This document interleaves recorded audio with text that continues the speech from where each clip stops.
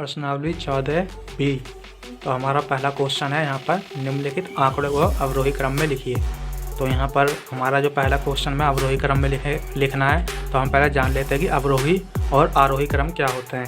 तो अवरोही क्रम हम उसे कहते हैं जिसमें हम गिनतियों को बढ़ते क्रम में लिखते हैं, वो होता है आरोही क्रम। जैसे कि आरोही क्रम हो जाएगा कि गिनती है तो 1 से 10 तक गिनती है तो हम उसे लिखेंगे 1 2 3 4 5 6 7 8 9 10।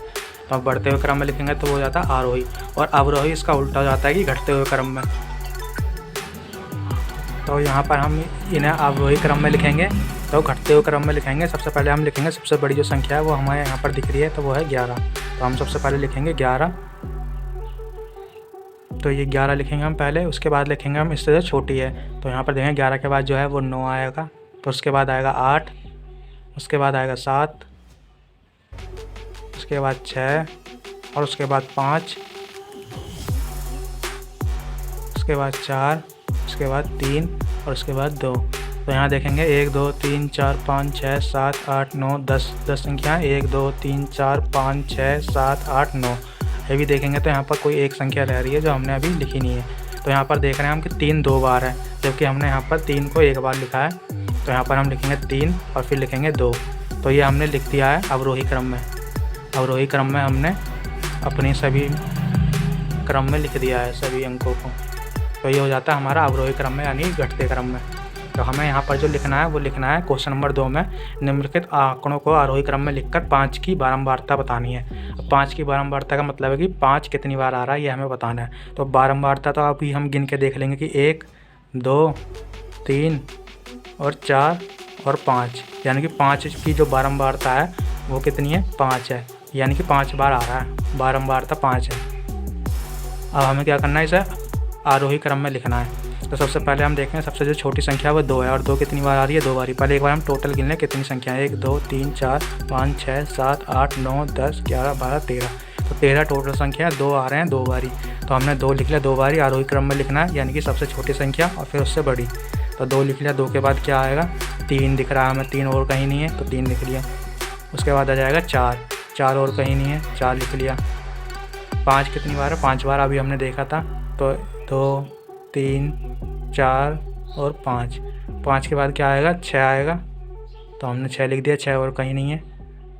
तो अब हम लिखेंगे 7, 7 2 बार है, 1 और 2, तो 2 बार 7 लिख देंगे। और उसके बाद क्या है 8, तो यहाँ पर हमने 8 लिख दिया। और 8 से अब कोई बचा नहीं है, देखते हैं हमारे पास जो टोटल संख्या थी वो थी कितनी, 1 2 3 4 5 6 7 8 9 10 11 12 13, 13 हमारे पास टोटल थी, यानी कि हमने सबको लिख लिया है आरोही क्रम में। तो हमने अपने दोनों क्वेश्चनों को इस प्रकार से सॉल्व कर लिया, क्वेश्चन नंबर 1 और क्वेश्चन नंबर 2। तो अब हम यहाँ पर क्वेश्चन नंबर 3 देखेंगे, जो कि है यदि किसी बंटन के एक वर्ग का मध्यमान 47 तथा वर्ग अंतराल 5 है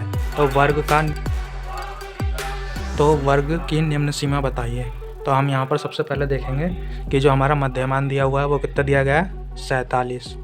यह है हमारा मध्यमान लिख लेंगे, वर्ग का मध्यमान जो यहाँ दिया है।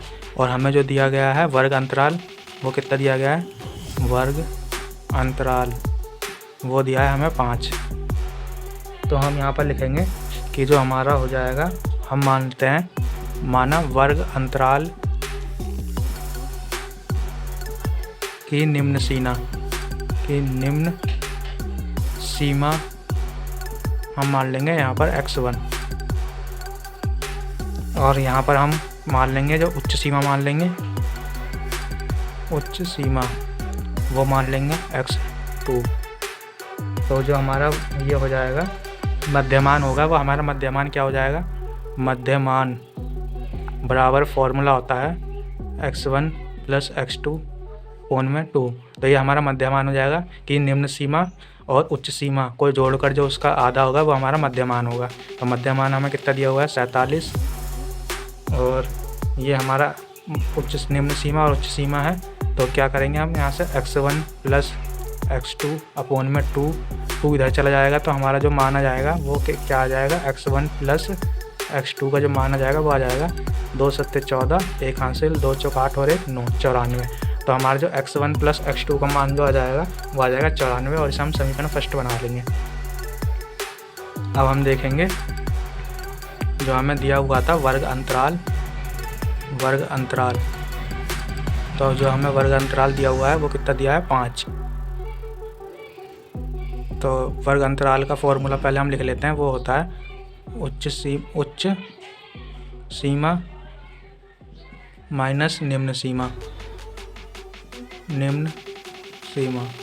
तो वर्ग अंतराल हमें 5 दिया हुआ है और उच्च सीमा हमने मानी हुई है x2 और निम्न सीमा मानी हुई है x1। तो ये हो जाएगा हमारा। तो यहाँ से हम क्या करेंगे, हम निकाल लेंगे यहाँ से x2 का मान। तो x2 बराबर कितना हो जाएगा 5 प्लस x1 हो जाएगा। तो हम यहाँ से x2 का जो मान है वो रख देंगे समीकरण फर्स्ट में। तो हम x2 का मान समीकरण फर्स्ट में रखेंगे यहाँ पर। तो ये हो जाएगा x1 प्लस में x2 की जगह हमें क्या रखना है 5 प्लस में x1। तो ये हो जाएगा कितना 94। तो ये हो जाएगा यहाँ पर 2x1 बराबर में 94 माइनस में 5। तो यहाँ पर जो बचेगा वो बचेगा 94 में से 5 जाएगा तो 89 और बटे में 2। तो जो हमारा x1 का मान आ जाएगा वो भाग कर क्या आएगा 2 चौक 8 और 2 चौक 8 और यहाँ पर एक बचेगा पॉइंट लगा के 10 हो जाएगा तो 2 पंजे 10 और आ जाएगा हमारा x1 का मान 44.5। तो ये हमारा हो जाएगा x1 का मान। अब हम x1 का हमें जो पूछा है क्वेश्चन में वो पूछा निम्न सीमा। तो जो निम्न सीमा हमने मानी थी वो मानी थी x1। तो हमारा जो आंसर है वो भी हमारा यही हो जाएगा। अगर हमसे उच्च सीमा पूछी होती यानी कि x2 का मान, तो हम यहाँ पर x2 का मान निकाल लेते। तो यहाँ पर 5 प्लस में x1 लिख देते हैं जो कि हमारा 44.5 आ गया। तो हम इसमें ये जोड़ देते तो हमारे पास जो आ जाता है उच्च सीमा वो जाती है 49.5 यानी कि x2 उच्च सीमा का मान, ये हो जाता है हमारा उच्च सीमा। तो हमने अपना क्वेश्चन नंबर 3 को इस प्रकार से हल करा है। तो अब हम आ चुके हैं अपने क्वेश्चन 4, 5 और 6 पर। तो हमें यहाँ पर उच्च सीमा और निम्न सीमा और मध्यमान बताना है। तो हम क्या करेंगे, यहाँ पर जो हमें वर्ग अंतराल दिया हुआ है वो दिया है 30 से 35।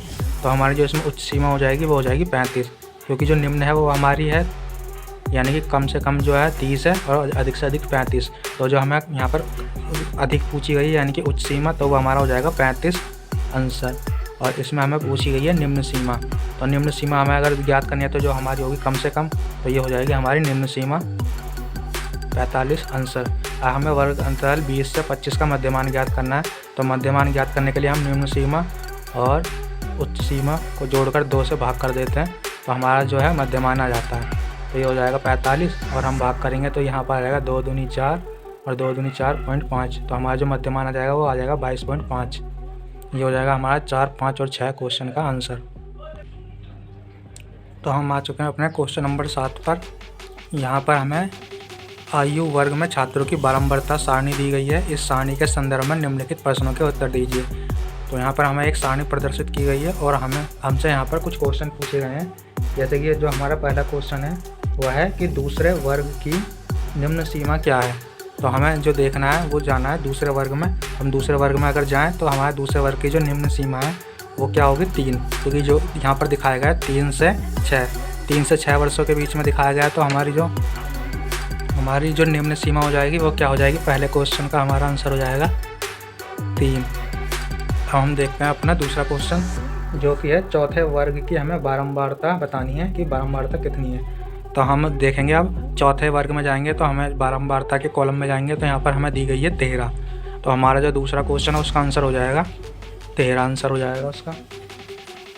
अब हमें जो देखना है वो देखना है हमें तीसरा क्वेश्चन यानी कि छठे वर्ग की उच्च सीमा क्या है। तो हमें छठे वर्ग की उच्च सीमा बतानी है। तो हम आएंगे छठे वर्ग में और जाएंगे वर्गों वाले सेक्शन में। तो जो उच्च सीमा हमें दिखाई गई है वो यहाँ पर 18 और निम्न सीमा 15। तो हमसे 18 ये उच्च सीमा पूछी है तो हमारा जो तीसरे क्वेश्चन का आंसर हो जाएगा वो हो जाएगा 18। अब देखते हैं हम क्वेश्चन नंबर 4। क्वेश्चन नंबर 4 में किस वर्ग की बारंबारता सबसे अधिक है। तो बारंबारता अगर हम देखें तो इसमें सबसे जो अधिक है वो क्या है 17 है। तो हमें बताना है किस वर्ग में है। तो हम यहाँ वर्ग देखेंगे तो वर्ग जो है वो है 12 से 15। तो 12 से 15 जो वर्ग है इसमें सबसे अधिक बारंबारता है। तो ये हमारा हो जाएगा क्वेश्चन नंबर 4 का आंसर।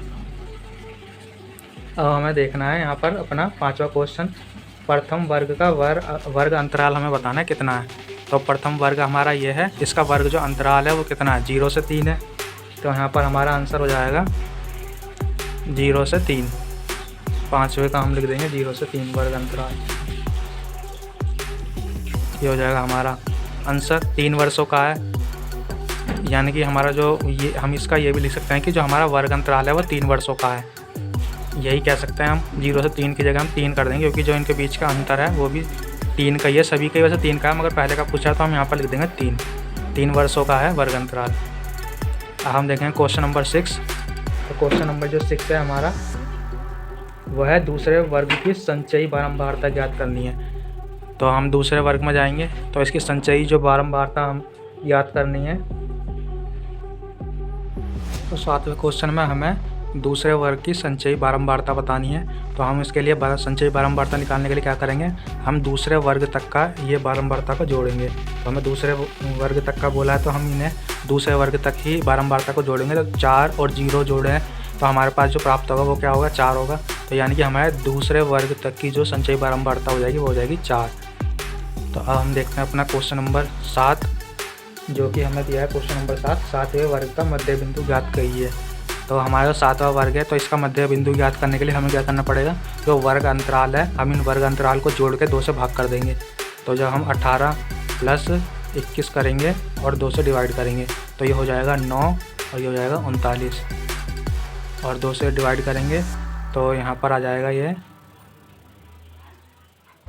18, 8 और 1 हो जाएगा 9 और 2 और 1 3। तो यहाँ पर हम भाग करेंगे तो 2 एकम 2, इधर यहाँ से चला जाएगा तो फिर 2 × 18, 1 गया, पॉइंट लगा के 2 × 5 = 10। तो जो हमारा आंसर आएगा वो आ जाएगा 19.5, जो कि हमारा 7वें वर्ग अंतराल का मध्य बिंदु होगा। तो हमने अपना क्वेश्चन नंबर 7 के सभी क्वेश्चनों का आंसर इस प्रकार से निकाल लिया है। तो अब हम देखेंगे अपना क्वेश्चन नंबर 8, जो कि हमें दिया गया है। यहाँ पर हमें सारणी पूरी दी गई है और हमें कहा है निम्नलिखित आंकड़ों को आरोही क्रम में लिखकर आंकड़ों का परिसर ज्ञात कीजिए। तो हम जानते हैं कि आरोही क्रम में किस प्रकार से लिखते हैं, जिसमें हम सबसे छोटी संख्या से बड़ी संख्या तक लिखते जाते हैं। तो इस प्रकार हम आरोही क्रम में लिख लेंगे। तो हमें इसका क्या परिसर ज्ञात करना है। तो हम देखते हैं परिसर हम किस प्रकार से ज्ञात कर सकते हैं। तो परिसर ज्ञात करने का हम देखते हैं फॉर्मूला जो होता है परिसर ज्ञात करने का, वह होता है उच्च संख्या यानी कि बड़ी संख्या, सबसे जो बड़ी संख्या है, बड़ी संख्या में से हम छोटी संख्या घटा देते हैं तो हमारा परिसर आ जाता है। अगर हम इन पूरे आंकड़ों में देखें तो जो हमारी बड़ी संख्या है, सबसे बड़ी संख्या, वो है 96, और जो हमें सबसे छोटी संख्या देखने को मिलेगी वो है 53। अगर हम 96 में से 53 घटाते हैं तो जो हमें प्राप्त होगा वो प्राप्त होगा 43। तो जो हमारा परिसर हो जाएगा वो हो जाएगा 43। हमारे क्वेश्चन नंबर 8 का आंसर। हमने यहाँ पर सभी संख्याओं को आंकड़ों का आरोही क्रम में भी लिख दिया है। तो जो हम देखेंगे जो हमारी सबसे छोटी संख्या है वो 53 है, और जो सबसे बड़ी संख्या है वो है 96। तो हमने सबसे बड़ी संख्या में से सबसे छोटी संख्या घटाई थी परिसर ज्ञात करने के लिए, तो हमें जो परिसर प्राप्त हुआ है वो 43 हुआ है। तो क्वेश्चन नंबर 8 को हमने इस प्रकार से हल कर लिया। अब देखते हैं अपना अगला क्वेश्चन, क्वेश्चन नंबर 9। तो क्वेश्चन नंबर जो 9 है हमारा, उसमें कहा गया है निम्नलिखित आंकड़ों के लिए 5 का वर्ग अंतराल लेकर बारंबारता सारणी बनाइए। तो हमने सारणी अपनी कुछ इस प्रकार से बना ली है, जिसमें हमने वर्ग अंतराल जो लिया है वो 5 का वर्ग अंतराल लिया है, यानी कि 0 से 5, 5 से 10, 10 से 15, 15 से 20, यानी कि जो इनके बीच का अंतर है वो 5 का है। तो हमने इस प्रकार से बारंबारता बना ली है, यानी कि जो हमें आंकड़े में दिए गए हैं हमने उन आंकड़ों को ले लिया है, यानी कि 0 से 5 के जो अंदर आ रहे हैं वो हमने लिख लिए हैं आंकड़े कि कितने आंकड़े आ रहे हैं 0 से 5 के अंदर। तो 2 ऐसे आंकड़े आ रहे हैं, ऐसे हमने सभी को लिख लिया है। 5 से 10 के जो अंदर में जो आ रहे हैं वो आंकड़े आ रहे हैं, 3 आंकड़े आ रहे हैं। जैसा कि हम अगर ग्राफ में देखें तो हमने इसी प्रकार से जो 45 और 50 के बीच में जितने आंकड़े आ रहे हैं वो 1 आंकड़े आ रहे हैं, इस प्रकार से हमने सभी को लिख लिया है। तो इस प्रकार से हमारी सारणी बन जाएगी क्वेश्चन नंबर 9 की। जो हमने ये सारणी बनाई है, जैसे 0 से 5 है, तो हमने जो इसके अंदर जो वो आंकड़े लिए हैं उन आंकड़ों की संख्या लिखी है, यानी कि जो संख्या 0 से 4 तक है, जो 5 ना हो। अगर 5 है तो हम 5 वाली संख्या को हम इस वाले अंतराल में रखेंगे। तो हमने 0 से लेकर 4 तक अगर संख्या है तो उन संख्याओं को हम 0 से 5 वाले अंतराल में रखेंगे। तो ऐसी जो संख्याएँ निकली हैं जो 0 से 4 के बीच में है, 0 से 4 तक हैं, वो है 2 संख्या, और जो 5 से 9 तक हैं वैसी है संख्या 3। तो हमने इसी प्रकार से ये लिख लिया है। अब हम देखेंगे क्वेश्चन नंबर 10। क्वेश्चन नंबर 10 में हमें कहा गया है एक महाविद्यालय के 40 छात्रों का भार किलोग्राम में दिया है, बारंबारता सारणी बनाइए। तो यहाँ पर हमें 40 विद्यार्थियों का भार दिया गया है किलोग्राम में, और हमें यहाँ पर सारणी बनाने के लिए कहा गया है, मगर हमसे यहाँ पर ये नहीं बताया गया कि जो वर्ग अंतराल लेना है वो कितने में लेना है। तो हम इसमें कई सारणियाँ बना सकते हैं, क्योंकि वो सारणी निर्भर करेगी वर्ग अंतरालों पर। अगर हम 0 से 3 के बीच में रहते हैं, 3 वर्ष का लेते हैं, या 3 या 4 का वर्ग अंतराल लेते हैं, तो उसी स्थान पर जो हमारी सारणी वो बदलती रहेगी। तो हम इसमें ये कह सकते हैं इस सारणी के आंसर के लिए कि जो हमारा आंसर होगा वो हो जाएगा, ये अलग अलग अंतराल लेने पर, अलग अलग वर्ग अंतराल लेने पर जो हमारे आंसर आएंगे वो भी अलग अलग ही सारणी आएगी आंसरों की। तो हम इनमें से एक वर्ग अंतराल की अपनी तरफ से सारणी बना लेते हैं और आंसर देख लेते हैं कि वर्ग अंतराल पर क्या आंसर आएगा। तो हमने क्वेश्चन नंबर 10 की जो सारणी बनाई है वो इस प्रकार से बना ली है। इसमें हमने वर्ग अंतराल जो लिया है वो 50 से 60 का लिया है, 50 से लेकर 60 के बीच तक का लिया है। तो हमने यहाँ पर जो ऐसी संख्या आएंगी वो 8 आएंगी जो 50 से लेकर 59 तक, यानी कि इसमें हम 60 काउंट नहीं करेंगे, 50 से लेकर 59 तक जितनी भी संख्या आएंगी वो संख्या है 8। और यहाँ पर 60 से लेकर 69 तक जो होंगी, यानी कि 70 से पहले तक की जो संख्या है वो आएंगी 17, 60 से लेकर 69 तक की 17, और वैसे ही 70 से लेकर 79 तक की जो संख्या है वो 7 है, और 80 से लेकर 89 तक की संख्या 2 है, और 90 से लेकर 100 तक की जो संख्या होंगी वो 6 है। तो हमने इस प्रकार से यहाँ बारंबारता बना ली है 10-10 के वर्ग अंतराल लेकर क्वेश्चन नंबर 10 में। जबकि इस क्वेश्चन में वर्ग अंतराल को लेकर कुछ बताया नहीं था कि किस वर्ग अंतराल में बनानी है, ये फिर भी हमने अपने आप ही लेकर एक सारणी तैयार करी है। जो हमारे क्वेश्चन नंबर 10 का आंसर होगा वो ये हो जाएगा, भिन्न भिन्न वर्ग अंतराल लेने पर भिन्न भिन्न उत्तर आएंगे।